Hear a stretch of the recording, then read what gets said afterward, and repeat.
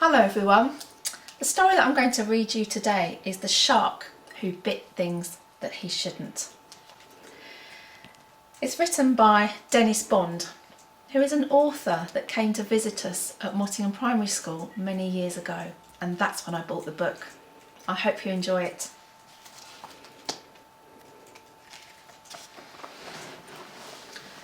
Down at the bottom of the ocean, among the seaweed and the coral reef, there lived a shark. He was a fearsome shark, and he always bit things he shouldn't. Every morning, as soon as he woke up, he headed straight for the old wrecked ship. He swished across its barnacle-covered deck and swam past its splintered masts until he came to the large brass cannon. Here, he stared at his reflection and smiled.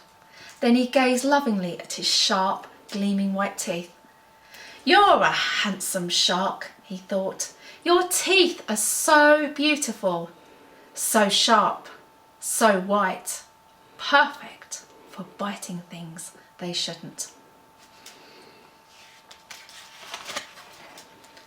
None of the other fish in the sea thought that the shark was handsome, and they all thought his teeth were scary. But luckily, because the teeth were so white, they could see him coming for miles. "Shark!" they glugged as they sped away to hide. The shark was extremely proud of his sharp, gleaming white teeth. "Ideal for biting things they shouldn't," he said. And then, as he swam into the harbour, he noticed a thick piece of rope. "For instance, I know I shouldn't bite that," he grinned, "but I will." Snap went his gleaming white teeth. Snap, snap, grind. And he bit right through the piece of rope.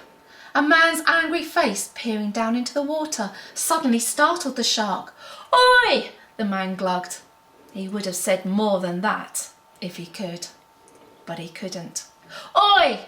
Glug, glug, glug, he went. "Oi!" Glug, glug, glug. The other end of the rope was tied to the man's sailing boat, and now the man and his boat were slowly drifting out to sea. And as the shark popped his head up from the water and smiled, the man shook his fist furiously at him. "I know I shouldn't have bitten that rope," said the shark, "but I did." And he swam on towards the shallow waters at the edge of the beach, where there were lots of people paddling in the sea. None of them saw the shark's fin, and none of them saw the gleaming white teeth. The shark saw two small girls playing with a beach ball. "I shouldn't bite that," he said, "but I will." And he did. Then he saw a little boy with a shrimping net on the end of a thin wooden cane. "And I shouldn't bite that," he said, "but I will." And he did. Then the shark got terribly excited. He noticed three small children floating towards him in a rubber dinghy. "I know I shouldn't bite that," he said, "but I will." The lifeguard had seen the shark's fin, and he'd seen the shark's gleaming white teeth. "Shark!" he yelled as he ran into the water. But he was too late.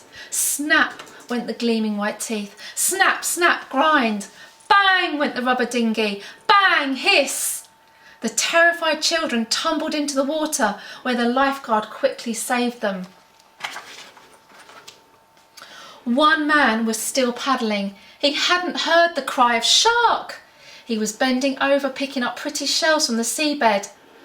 "I know I shouldn't bite that," thought the shark, "but I will." Snap! He went on the man's bottom. He didn't bite too hard, and he didn't go snap, snap, grind. He just gave it one tiny nip.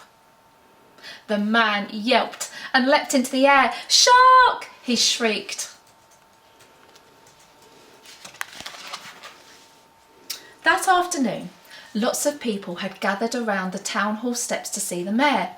"Stop the shark!" they yelled. "Stop the shark!" "You must do something," complained a man who was holding some pretty shells in one hand and rubbing his bottom with the other. The man went to the aquarium where the aquarium owner showed him around. There were tanks of brightly coloured fish and seahorses and eels. "I see you haven't got a shark though," said the mayor. "Would you like one?" The aquarium owner leapt up and down with joy. "Oh, yes, please," he said. So the mayor sent out a helicopter to search for the shark, and as it circled above the sea, the pilot used his binoculars, trying to catch sight of the fearsome creature with the sharp, gleaming white teeth. But he couldn't see him anywhere. The mayor also sent out a fishing boat with a large net.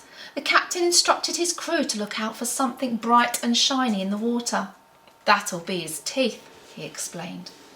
The boat travelled for miles and miles looking for that great shark, but it was nowhere to be seen. As the helicopter and the boat disappeared into the distance, a granny arrived on the end of the pier holding a rod. She wanted to do some fishing. "What are we going to use for bait?" her grandson asked her. "We'll need to use a maggot, or a worm, or a piece of bread." "How about your toffee apple?" suggested Granny. The shark was basking beneath the pier when he saw a toffee apple and a piece of string plop into the water right in front of his eyes. He couldn't believe his luck.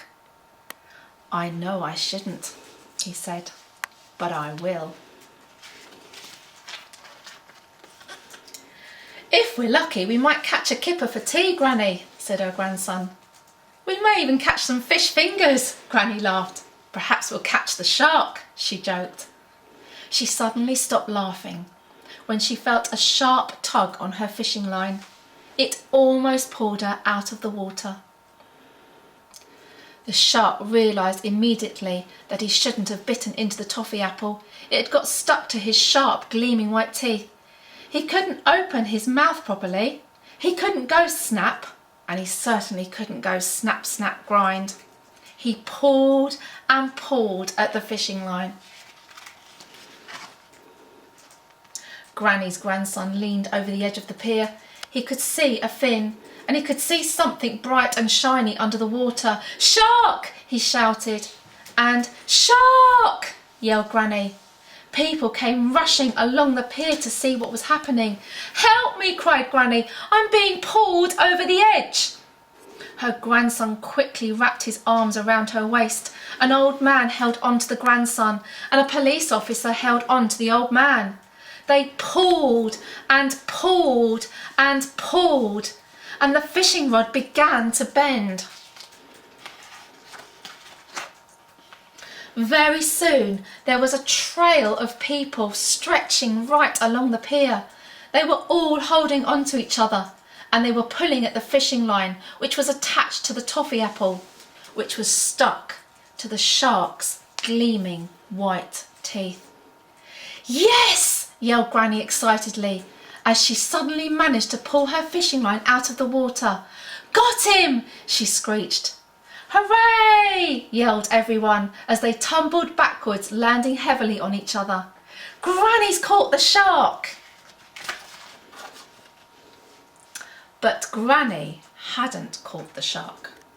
On the end of her fishing line was the toffee apple, and stuck to the toffee apple were the shark's gleaming white teeth.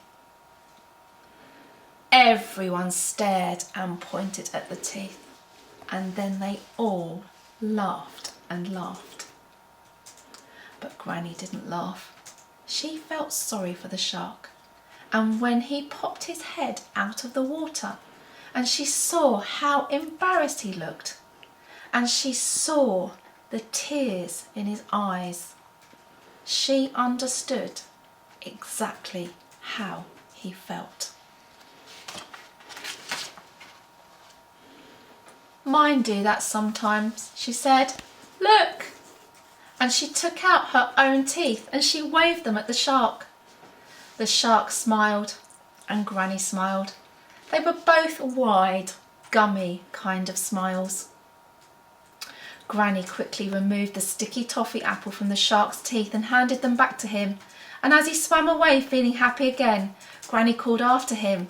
"Use them for eating," she said. "Use them for smiling. And don't use them to bite things you shouldn't." Later that week, the shark saw something very interesting floating on the water. It was a lilo, and on the lilo were two people, peacefully, happily sunbathing. The shark swam closer. "Now I know I shouldn't bite that," he said. And he didn't. I think the shark has learnt his lesson. I hope you enjoyed listening to that story as much as I enjoyed reading it to you. Bye.